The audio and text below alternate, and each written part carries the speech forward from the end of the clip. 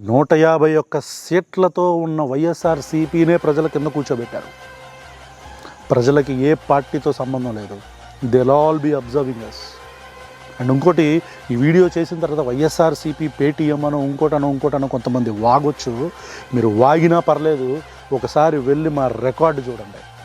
వైఎస్ఆర్సీపీ ప్రభుత్వంలో ఉన్నప్పుడు అన్ని వీడియోలు ప్రభుత్వాన్ని టార్గెట్ చేసి ప్రభుత్వాన్ని ప్రశ్నిస్తూనే మాట్లాడాం. ఇప్పటి నుంచి తెలుగుదేశం పార్టీ మీద ఎలాంటి అభ్యంతరాలున్నా, వాళ్ళు తీసుకునే నిర్ణయాల మీద అభ్యంతరాలున్నా, కూటమి ప్రభుత్వం తీసుకునే నిర్ణయాల మీద అభిప్రాయ భేదాలు ఉన్నా ఖచ్చితంగా ప్రశ్నిస్తాం.